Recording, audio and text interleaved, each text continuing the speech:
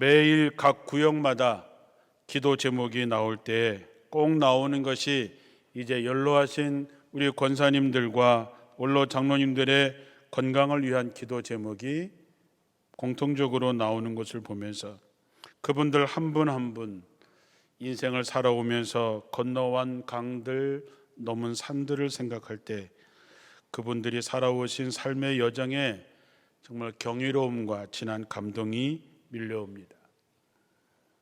집안의 여러 가지로 우여곡절 끝에 애굽에 들어온 야곱은 바로 앞에 서게 됩니다. 바로가 야곱에게 이렇게 묻습니다. 나이가 얼마나 되십니까? 야곱이 바로에게 이렇게 얘기합니다. 내가 나그네 길 인생 130년을 살았는데 우리 조상들에 비하면 그 연조가 얼마 되지 못하지만 참으로 험악한 세월을 보냈습니다. 바로가 볼 때 야곱의 얼굴이 어땠을까? 고생을 참 많이 한 얼굴이었을까? 그래서 나이를 물어보았을까? 어찌되었든 야곱의 고백은 험악한 세월을 보냈다는 것입니다. 험악한 세월을 우리가 다른 번역으로 보면 험난한 인생, 날마다 굳은 일뿐, 정말 고달픈 세월로 표현된 야곱의 인생이 사실 우리가 겪는 인생과 다를 바가 없습니다. 우리가 살아온 인생을 돌아보면서 여러분이 정말 후회할 만한 일들이 얼마나 있을까요? 또 내가 그때 참 잘했어 라고 칭찬할 만한 일이 얼마나 있을까요? 후회하는 일과 잘했다라고 칭찬하는 일이 어떤 것이 더 많을까요? 우리가 때때로 우리가 인생을 살아가면서 높은 산이나 깊은 강을 건너야 될 때가 있습니다. 제가 기도해 주었던 초등학교 아이들도 이제 그런 강과 산을 넘어야 되는 거고 우리는 그런 강과 산을 수없이 넘어왔고 앞으로도 우리 앞에 그런 강과 산을 만나게 될 것입니다.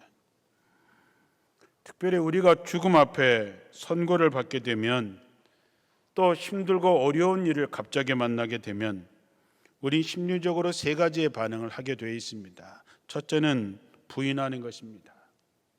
내가 그럴 리가 없어. 이건 뭔가 잘못된 걸 거야. 꿈일 거야. 우연일 거야. 잘못 진단한 걸 거야. 그걸 굳게 믿고 부정하는 것이지요. 그 다음에 그 원인을 다른 사람에게 책임을 전가하는 것입니다. 원망하게 되는 것이죠. 내가 이렇게 된 거는 누구 때문에 이렇게 된 거야. 당신 때문에 내 인생이 이렇게 된 거야. 사람들의 무관심 때문에 내가 이렇게 된 거야. 심지어 하나님한테 그 책임을 전가하기도 합니다. 하나님, 내가 하나님 앞에 한 게 얼만데 나를 이렇게 만드셨습니까? 이렇게 실패하게 만드셨습니까? 내게 이런 병이 걸리게 하셨습니까? 하나님 너무하신 거 아닙니까? 이렇게 따지기도 하지요. 세 번째 단계가 되면 이제 인정합니다. 받아들이지요. 지나온 인생을 회고하고 잘못을 뉘우치고 잘못했던 사람들에게 용서를 구하고 주변의 신변을 정리하는 단계가 옵니다. 이처럼 인생은 누구나 다 죽을 만큼 힘든 일을 만나게 되고 거기서 결단의 시간을 이르러야 될 때가 옵니다. 그래서 나이 드신 권사님들이 저한테 목사님 그냥 잠자다가 천국에서 눈뜨게 기도해 주세요 라고 하지요. 그렇게 되시길 축원합니다. 그런데 그렇게 말하는 말 속에는 죽음에 대한 불안한 심정이 있기 때문에 그렇게 말씀하시는 거 압니다. 어찌되었든 우리는 하나님 앞에 벌거벗은 모습으로 설 날이 옵니다. 세상에서 내 자신이 어떻게 할 수 없는 절망의 강, 절망의 산을 만나기도 합니다. 그러나 그때가 되었을 때 내가 하나님 앞에 결단할 시간이 되었구나, 내가 이제 때가 되었구나 라고 하는 마음을 가지시라고 하는 겁니다. 우리 모두는 누구나 다 건너야 될 강이 있습니다. 넘어야 될 산을 만납니다. 야곱은 어릴 때부터 어머니의 품에서 하나님의 축복을 받아야 살 수 있다라고 하는 교육을 수없이 받았습니다. 어머니 리브가는 시아버지 아브라함과 남편 이삭의 삶을 보면서 하나님의 축복이 얼마나 중요한 것인지를 알고 있었기 때문에 쌍둥이였지만 에서보다 야곱을 더 사랑했기에 야곱에게 하나님의 축복이 얼마나 중요한 것인지를 수없이 강조했을 것입니다. 그 사례가 이랬습니다. 어느 날 에서가 사냥을 하고 돌아왔을 때 몹시 허기져서 배가 고파서 왔는데 야곱이 팥죽을 쓰고 있었습니다. 그러자 형이 얘기했겠죠. 야곱아, 형이 너무 배가 고프니까 나 팥죽 좀 한 그릇 줘. 그랬더니 이 약삭 빠른 야곱이 기회다 싶어서 그래 형, 그러면 장자의 명분을 나한테 줘. 참 대단하지요. 에서도 대단하지만 야곱은 더 대단합니다. 그 팥죽 한 그릇의 그 기회에 형의 장자권을 내게 팔어. 그러면 내가 팥죽과 떡을 줄게. 에서는 이렇게 얘기했습니다. 성경에. 야, 장자의 명분이 밥 먹여주냐? 야, 그래 너 가져. 나 빨리 배고프니까 팥죽 줘. 그랬더니 에서가 뭐라 그래요? 맹세해. 형 맹세하라 그럽니다.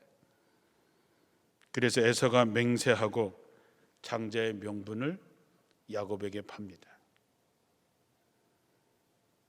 성경에 보니까 야곱이 떡과 팥죽을 에서에게 주매 에서가 먹고 마시고 일어나 갔으니 에서가 장자의 명분을 가볍게 여김이더라. 장자권을 얻은 야곱은 결국 이삭을 통해서 하나님의 축복까지 받아 가로채게 됩니다. 이 얘기는 그가 한 행위를 얘기하는 것이 아니고 그 어머니로부터 하나님의 축복이 얼마나 소중한 것을 교육받았던 야곱의 삶의 시작이 그렇게 됐다는 것이지.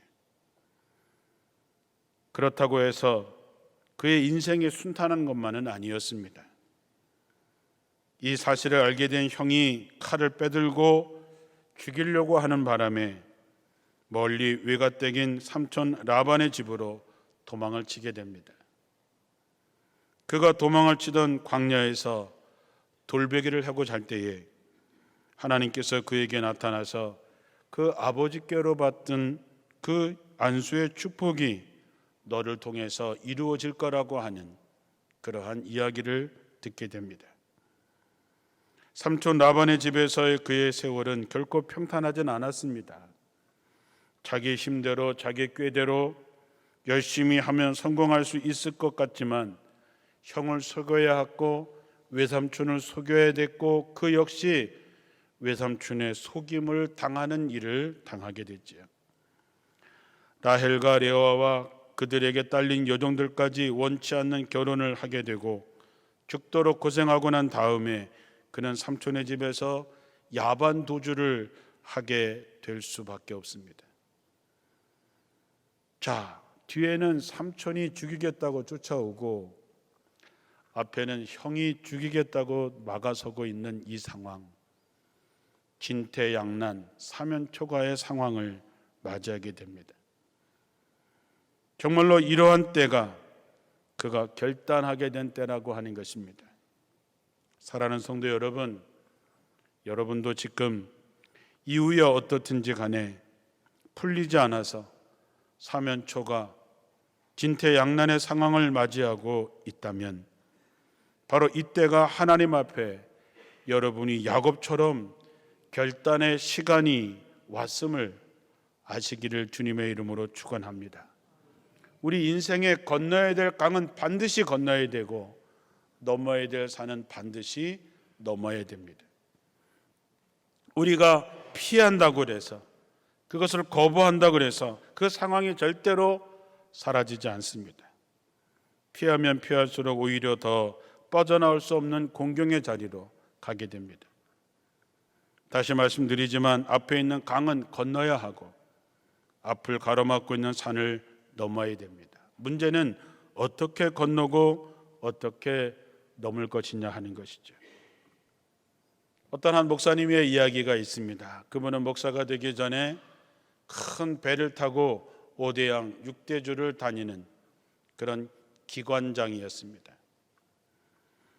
그래서 그는 아무 탈 없이 10년 동안 자기 생활에 만족하고 배를 타고 그리고 편안하게 항해를 하고 있는 어느 날 그는 엔진을 고치다가 그만 무릎을 크게 다치고 맙니다. 항해 중일에서 병원에 갈 수가 없어서 그런 통증을 참으면서 몇 날 며칠을 계속해서 일을 하면서 낫겠지 했지만 열대양의 뜨거운 날씨 때문에 그만 염증이 생겨서 뼈까지 상하는 골수염에 이르게 됩니다. 가까운 항구에 가려고 해도 며칠을 더 가야 되기 때문에 그 위기 상황 속에서 어떻게 되겠지 하다가 그만 기절을 하게 됩니다. 그리고 눈을 떠보니 외국의 조그만 항구에 있는 조그만 병원이었습니다. 그리고 의사는 그에게 이렇게 말했습니다. 골수염이 너무 심해서 오른쪽 다리를 잘라야 되겠습니다. 평생 엔지니어로 살아온 그가 자신의 다리가 잘린다고 하는 것은 직업도 잃어버리고 결국 파산과 죽음을 의미하게 되는 것입니다. 그분은 너무 고통스럽고 두려웠습니다. 그래서 그는 어릴 때 다녔던 교회를 생각하고 그 하나님의 이름을 부르기 시작했습니다. 그가 기도할 수 있었던 것은 딱 3가지였다고 합니다. 하나님, 살려만 주십시오. 다리만 자리지 않게 하여 주십시오. 하나님, 딱 한 번만 다시 기회를 주십시오. 그가 할 수 있었던 것은 정말로 마음을 다해서 하나님 앞에 이렇게 기도하는 것 말고는 다른 방법이 없었습니다. 하루가 지나고 또 하루가 지나고 일주일쯤 지났을 때 의사가 당신 다리가 놀랍게 회복되고 있습니다, 이런 얘기를 듣게 되고 그 기관사는 치유를 받고 목사님이 되셨습니다. 지금도 날이 굳은 날이면 그 다쳤던 다리가 신경통으로 아프지만 2 다리로 복음을 전하고 계십니다. 사랑하는 성도 여러분, 우리에게 위기와 어려움이 닥쳐왔을 때 누구나 하나님께 부르짖어서 도움을 요청하면 하나님께서 도우시고 하나님께서 우리에게 새로운 기회를 주신다고 하는 것입니다.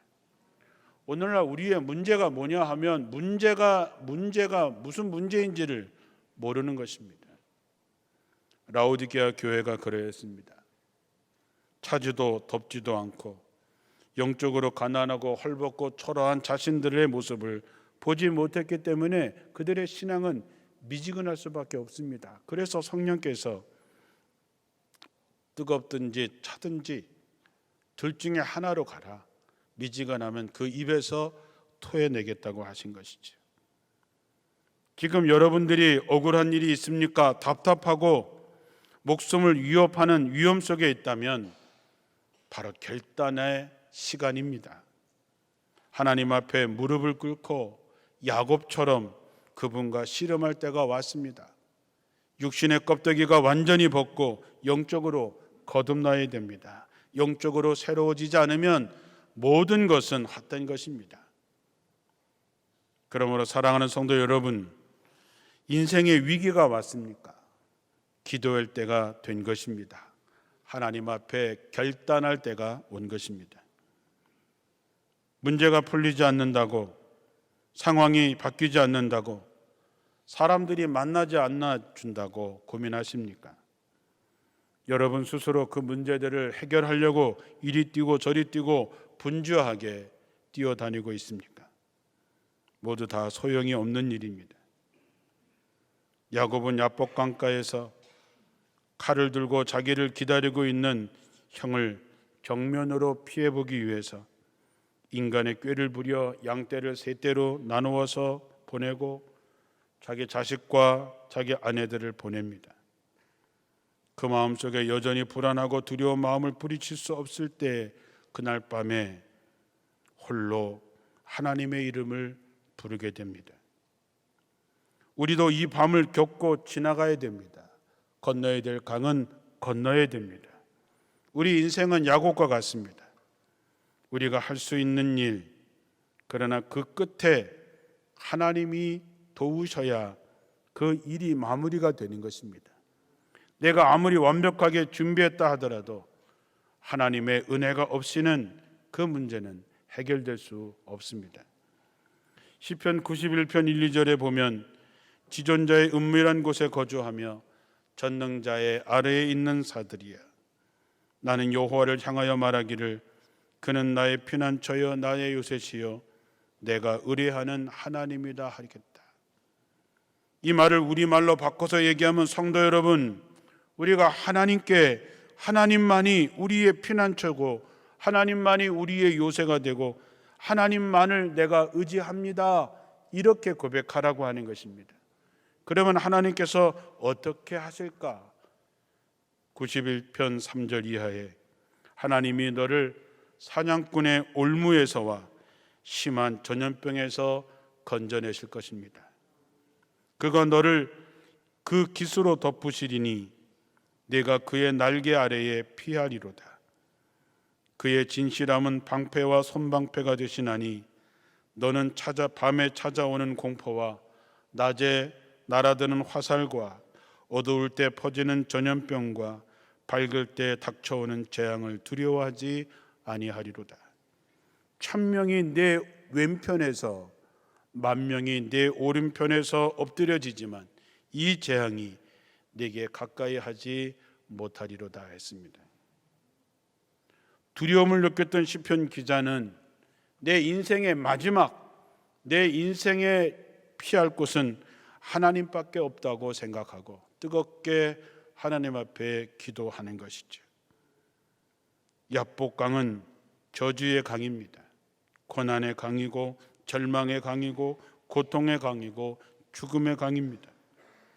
그러나 이 강 앞에서 엎드려 기도하고 엎드려 울부짖으며 엎드려 하나님의 이름을 부르고 씨름했던 이 야곱은 이 강이 하나님을 만나는 강, 축복의 강, 거듭나는 강으로 변했던 것이죠. 지금 여러분은 고난의 강 앞에 있습니까? 절망의 강 앞에 있습니까? 두려움의 산 앞에 있습니까? 꿇어 엎드려 하나님께 매달리시기 바랍니다. 예수의 이름을 붙들고 예수의 공로 의지해서 하나님의 이름을 부르시기 바랍니다. 그러면 그 강이 생명의 강, 응답의 강, 축복의 강으로 바뀌게 될 줄로 믿습니다. 오늘 이 말씀을 듣는 모든 성도들의 가슴에 정말 하나님의 이 놀라운 언약의 말씀의 능력이 여러분의 마음에 새겨지기를 주님의 이름으로 축원합니다. 자, 그렇다면 우리가 어떻게 기도해야 될까요? 사람의 꾀를 의지하지 말고 하나님께 전적으로 맡기라고 하는 것입니다.